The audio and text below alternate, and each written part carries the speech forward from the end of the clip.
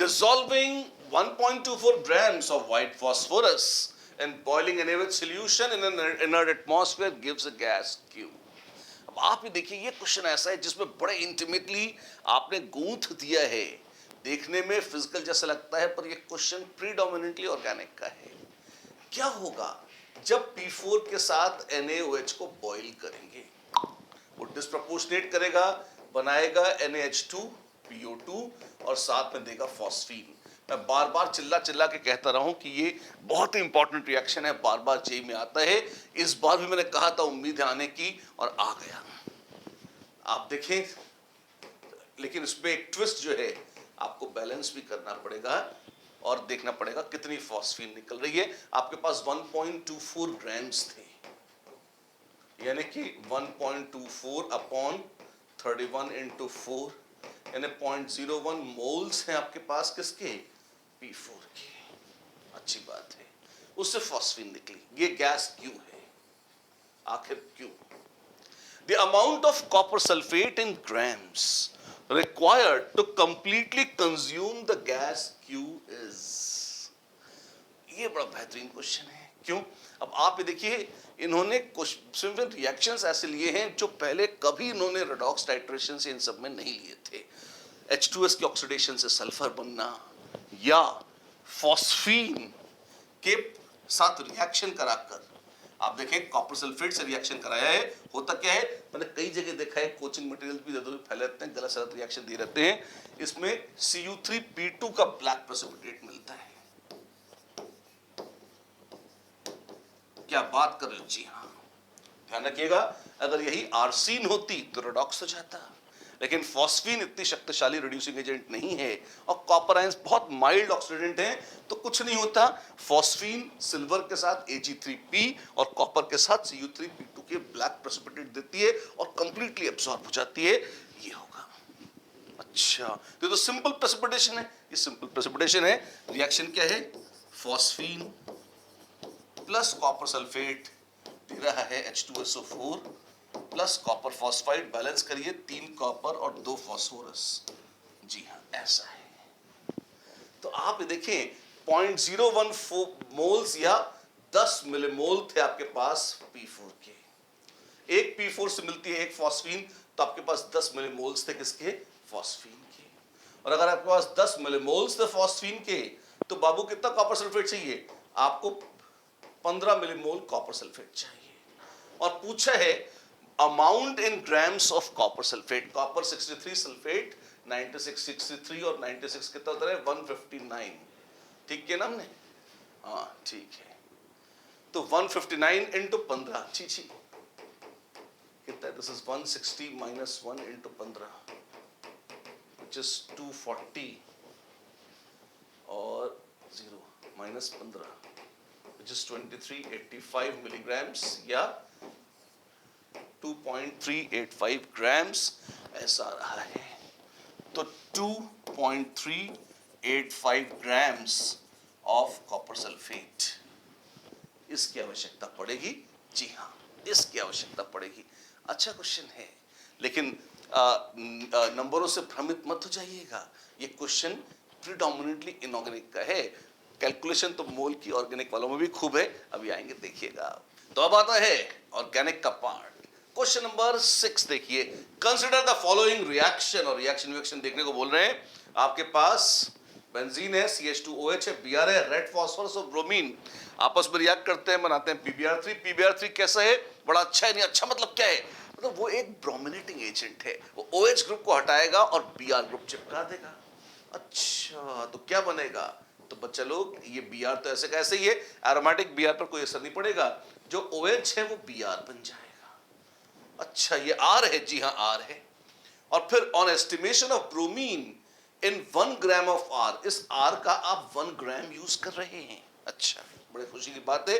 और केरियस महाराज का मेथड है, amount of AgBr formed is. आप ये देखिए, अगर 1 मोल ये है और केरियस को निमंत्रण देते हैं जिसमें सब कुछ तोड़ फोड़ दिया जाता है, और आपको ब्रोमीन को AgBr के रूप में प्रेसिपिटेट कराने का सौभाग्य मिलता है, तो आपको 2 मोल AgBr मिलेगा।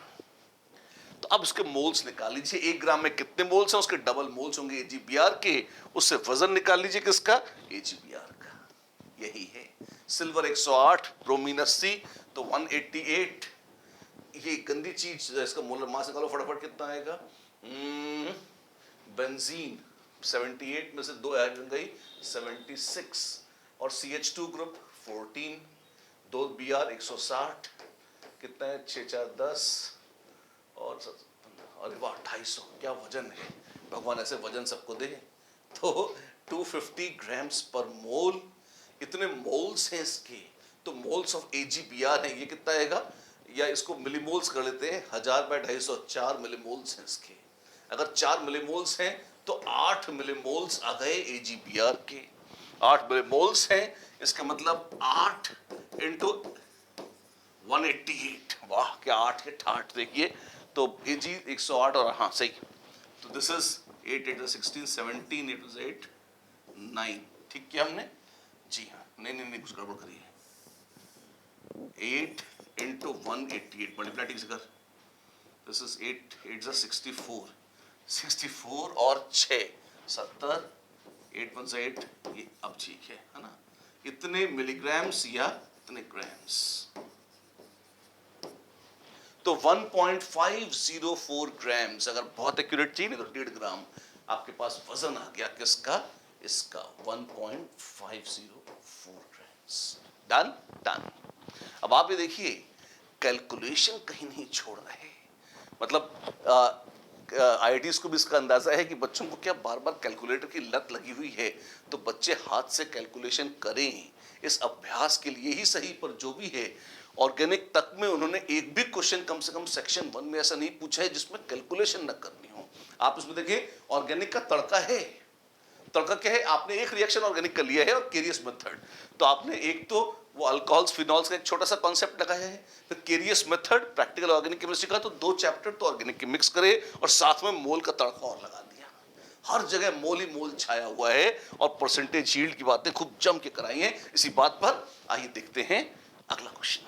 The weight percentage of hydrogen in Q, आखिर Q formed in the following reaction sequence is, आपके पास क्लोरोबेंजीन है, क्या कर रहे हैं, गरम गरम NaOH से ट्रीट कर रहे हैं, प्रेशर वैशर मार रहे हैं, क्या होगा, ये पहला काम करेंगे, इससे बन जाएगा सोडियम फिनॉक्साइड।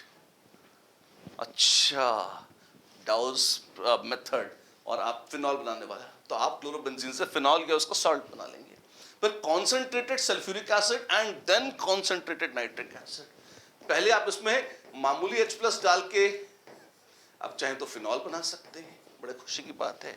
आपके मन में कंफ्यूजन आ सकता है क्या, कि कॉन्सेंट्रेटेड सल्फ्यूरिक एसिड क्या सल्फोनेशन कराएगा, फिनॉल हाईली एक्टिवेटेड है, करा भी सकता है बिल्कुल, और अगर वो करा लेगा तो क्या करेगा, अगर वो करा लेगा तो यहां सल्फोनिक एसिड बन जाएगा। अरे इसके लिए तो फ्यूमिक सल्फ्यूरिक एसिड चाहिए था ना, फ्यूमिक सल्फ्यूरिक एसिड बेंजीन के लिए चाहिए होता है, फिनॉल के लिए कॉन्सेंट्रेटेड काफी है, लेकिन थोड़ी सी शरारत है, बाद में नाइट्रेशन करा रहे हैं। क्या आपको पता है कि अगर फिनॉल है मतलब बेंजीन रिंग OH शक्तिशाली +M ग्रुप है, एक्टिवेटेड ग्रुप है, तो आप पाएंगे सल्फोनिक एसिड 2 चांसेस है, तो आएगा या नहीं आएगा, आ भी गया तो दोबारा निकल जाएगा। SO3H एक ऐसा ग्रुप है जो लीव भी कर जाता है, तो जब आप नाइट्रेशन कराएंगे और NO2+ लेकर आएंगे तो आप पाएंगे फिनॉल, चूंकि आप पहले से भी जानते हैं हाईली एक्टिवेटेड है, तो बहुत ही प्यार से वो पिक्रिक एसिड बना देगी। क्या बात कर रहे हो, जी हाँ, सल्फोनिक एसिड हो या न हो, अगर हुआ तो इप्सो सब्स्टिट्यूशन से वो रिप्लेस हो जाएगा और आपको मिलेगा पिक्रिक एसिड। ऐसा है, जी हाँ ऐसा है, और यदि ये होगा तो पिक्रिक एसिड का मोलर मास निकाल लीजिए कितना है, थोड़ा सा गंदगी है, बेंजीन होता था 78, 78 में 1 2 3 हाइड्रोजन हटा लीजिए तो हुआ 75, एक ऑक्सीजन आ गई 16, और 3 NO2 ग्रुप आ गए हैं, NO2 ग्रुप नाइट्रो 32 42 46 46 3 45 138 138 जोड़ो, क्या कर रहे हो, मोलर मास निकाल रहे, 8 + 11 और 8 19 7 10 2 12 229, गंदा सा मोलर मास है। और क्या पूछा, क्या है, weight % of hydrogen in Q, वाह, इसमें हाइड्रोजन का मास परसेंट निकालना है और टोटल वजन है, इसमें हाइड्रोजन कितनी है, 1 2 3, तो percentage of hydrogen is 3/229 into 100। जान ले लो मेरी, कितना आ गया ये, बहुत जरा सा आएगा है ना, 300/229 which is 229 plus 71 which is 1. now 7 3s are 21 होता है, तो 210 अगर होता नीचे तो ये 1/3 हो जाता, तो 0.33 हो जाता, उससे थोड़ा सा कम, लगभग 0.3, तो ये 1.3% आ जाएगा। इस तरह से इतनी है परसेंटेज हाइड्रोजन की, जी हाँ इतनी है। क्वेश्चन नंबर 8, आइए देखें, if the sequence of reaction given below is carried out with 15 moles of acetylene, okay, then the amount of product D formed in grams is, ये थोड़ा लंबा क्वेश्चन है, इसके बावजूद अच्छा है, खूब सारी ऑर्गेनिक और खूब सारा मोल दोनों चाहिए इसमें, कैसे, आइए करते हैं साथ साथ। एसिटिलीन को रेड हॉट आयरन ट्यूब से गुजारेंगे और 15 मोल है आपके पास एसिटिलीन के, गजब डाल दिया आपने, ट्राइमराइजेशन होता है और बनती है बेंजीन। अगर 100% यील्ड होती तो 15 मोल का बनता 5 मोल, लेकिन 5 मोल का 80%, इसका मतलब 4 मोल बनेंगे वास्तव में बेंजीन के। N propyl chloride AlCl3 frill-craft reaction, क्या होगा, आपको B मिलेगा, आपको मिलेगी, क्योंकि इसमें रीअरेंजमेंट हो जाएगा, प्रोपाइल कार्बोकैटायन बनेगा, हाइड्राइड शिफ्ट होगी, आइसोप्रोपाइल कैटायन बनकर फ्रिल-क्राफ्ट रिएक्शन होंगे, आपको मिल जाएगी cumene. What do you mean, cumene, तो 1 मोल का 1 मोल, तो 4 मोल के 4 मोल मिलने चाहिए थे, लेकिन 50% ही यील्ड है धत तरह की, तो 2 ही मोल मिलेंगे क्यूमीन के। हाउ मीन, तो क्यूमीन हाइड्रोपेरोक्साइड सिंथेसिस से बनती है फिनॉल। 1 मोल क्यूमीन को देना चाहिए था 1 मोल फिनॉल, और विशेष तौर पे तब जब आपने एसीटोन को हटा लिया है। 1 का 1 तो 2 मोल का 2 मोल, पर 50% यील्ड है, 2 मोल का 50%, यानी कि 1 ही मोल मिलेगा बेचारी फिनॉल का। और एसिटाइल क्लोराइड डाला है उसमें, अगर एसिटाइल क्लोराइड डाल दिया है तो बाबू क्या होगा, फिर ये होगा कि OCOCH3 मिलेगा यहां।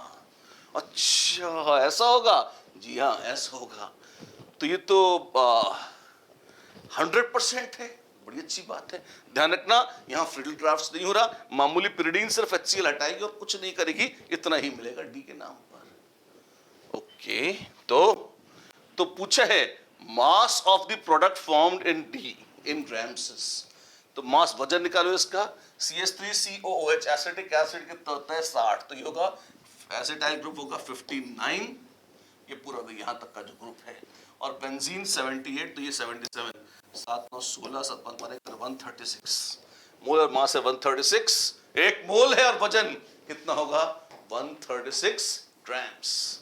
Over and out without any doubt.